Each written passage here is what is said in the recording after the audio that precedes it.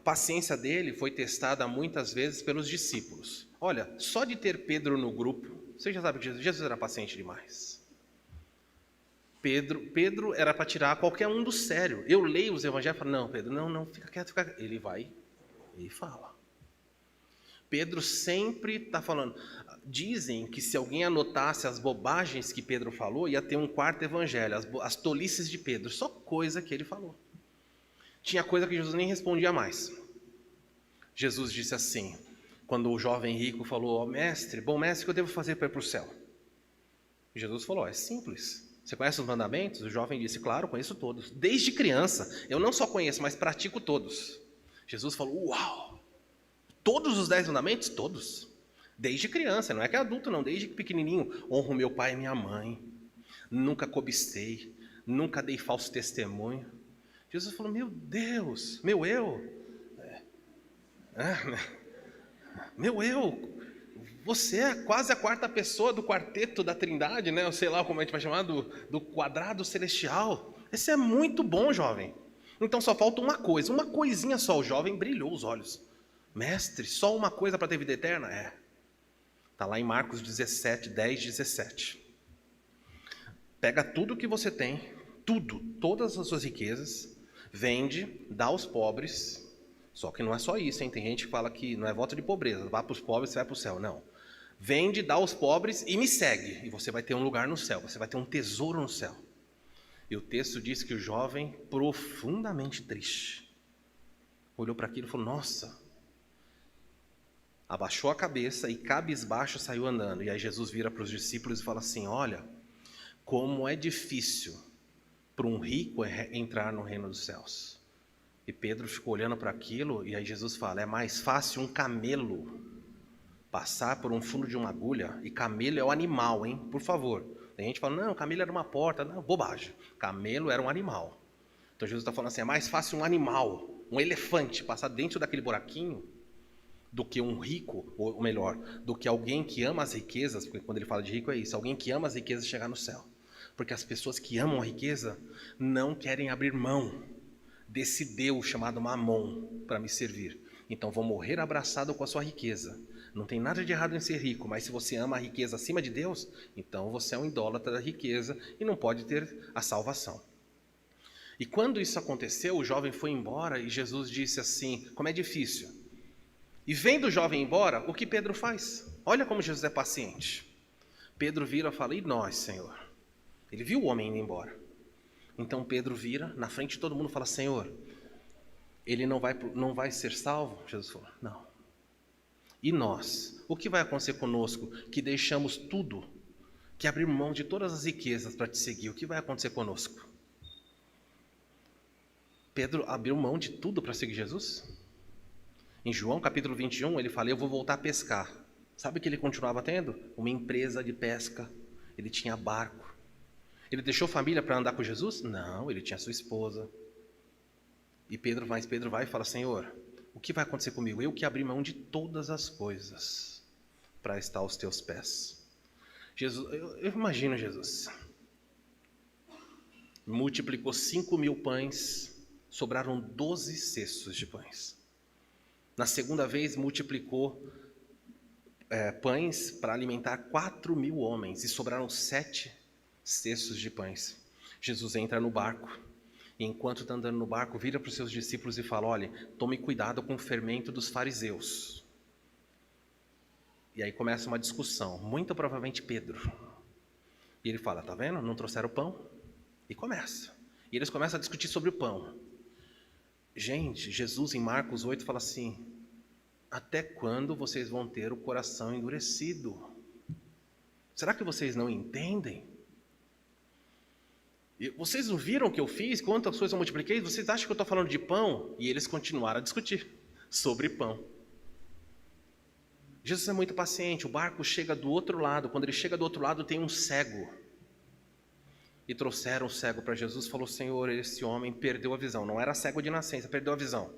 Jesus pega a saliva, aplica nos olhos do cego. E quando ele tira a mão, o cego abre os olhos, Jesus fala, você está vendo? E o cego fala assim, olha, falar a verdade, eu estou vendo. Mas eu estou vendo os homens como árvores. Está tudo embaçado, Jesus. Assim, não...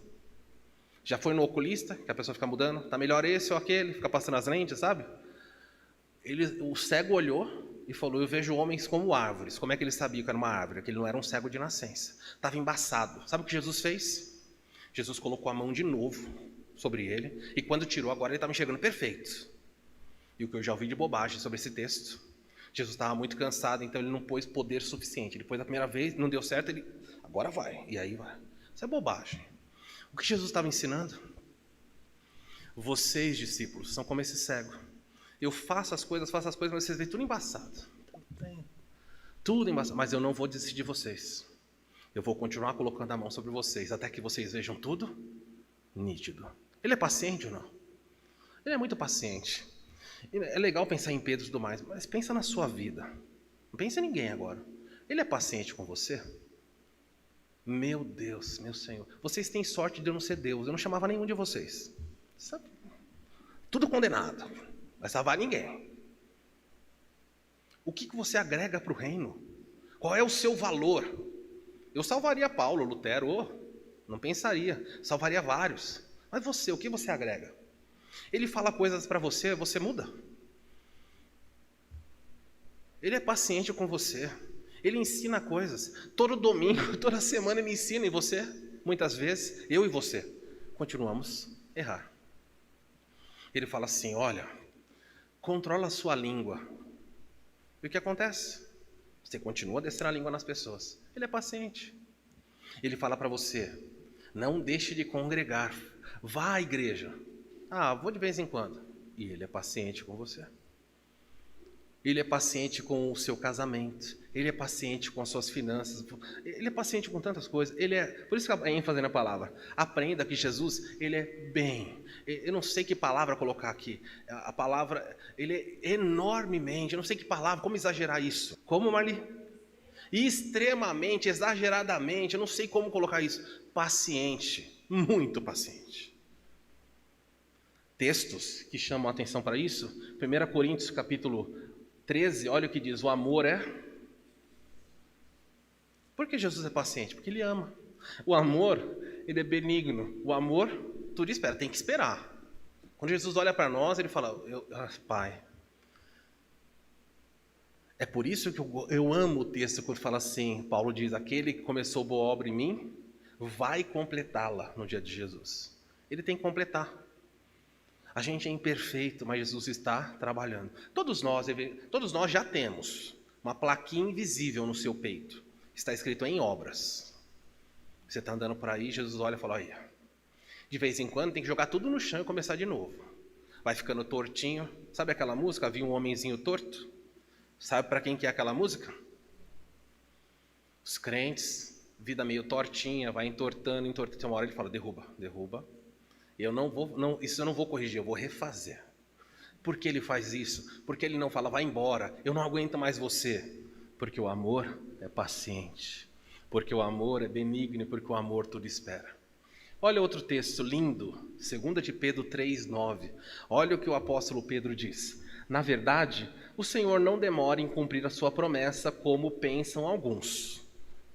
Pelo contrário, ele é paciente por causa de vocês, e não deseja que ninguém seja destruído, mas que todos se arrependam. Pedro diz para a igreja assim, olha, vocês acham que Jesus está demorando para retornar a este mundo? Vocês acham que Jesus está demorando a agir e cumprir as suas promessas? Não, ele não está demorando. O que está acontecendo é que ele é paciente, ele não quer destruir você. Aqui não tem a ver, aqui por favor, ó. Quer que todos se arrependam, não é arrepender para ir para o céu, ele está falando dos crentes, ó. Ele quer que vocês todos da igreja se arrependam. E destruir aqui não é mandar para o inferno, é disciplinar. Deus é paciente com a gente, ele não quer destruir a sua vida. Viver com um Deus assim é assustador. Graças a Deus, a sua bondade. Quando o povo saiu do Egito, e Deus começou a andar com eles por meio de uma nuvem e por meio de uma coluna de fogo. O povo falou, Deus, habite conosco. Então foi feito no meio do deserto um tabernáculo. Foi uma enorme tenda feita de couro. Deus falou assim: olha, façam essa tenda, esse tabernáculo. Eu vou tabernacular com vocês. Eu vou habitar no meio do arraial. Então, no centro do acampamento de 2 milhões de judeus, havia o tabernáculo e era a presença de Deus. A nuvem da glória de Deus estava ali. O fogo ficava ali. E Deus falou assim: sede santos porque eu sou santo. Aí você vai ter o livro de Levítico, que vai falar sobre as leis de pureza. E o povo falou: Deus, é uma honra ter o Senhor entre nós. Só que Deus avisou: eu não vou viver, eu não posso viver no meio da impureza. Não, fica tranquilo, Deus. Pode vir habitar aqui. E o que acontecia? O povo começou a murmurar nas tendas. O povo começou a praguejar: esse Deus está aí, mas em todo dia a gente só comendo pão, maná. Cadê carne? Ai, que saudade das cebolas do Egito. Esse Deus. Só que eles não falavam em público, eles falavam aonde? Nas tendas. Em cada tenda havia reclamação. Haviam pessoas murmurando, estavam sendo libertas do Egito. E estavam murmurando. Nada a ver com a igreja, né? Estamos indo rumo ao céu. Você já murmurou alguma vez? Porque o Senhor não me dá aumento. Olha a casa que eu tenho. Olha os problemas que... tá louco. Só que você faz isso no seu coração. E vai reclamando. E quando o povo de Israel fez isso, e Deus vê todas as coisas, ele se irou. Ele demorou, mas ele se irou. Então ele falou assim: serpentes, entrem nas tendas. E no deserto, serpentes começaram a vir por baixo da areia, entravam e picavam as pessoas. Não tinha para onde fugir. E Deus começou a matar. E Moisés foi consultar a Deus e Deus falou assim: esse povo está pecando, eu não convivo com a iniquidade, eles vão morrer, santificai-vos porque eles vão morrer. Há uma hora que o povo de Israel não quer mais que Deus fique ali, porque ele falou: nós todos vamos morrer, não dá para ficar com Deus santo. Agora no caso da igreja, agrava a situação, porque Deus não está entre nós, mas Deus está em nós. Você é o tabernáculo. Então quando você sai durante a semana, quando você assiste alguma coisa e os seus olhos estão vendo, é o tabernáculo de Deus que está sendo profanado. Então você tem que tomar cuidado, porque o nosso Deus é um Deus extremamente paciente.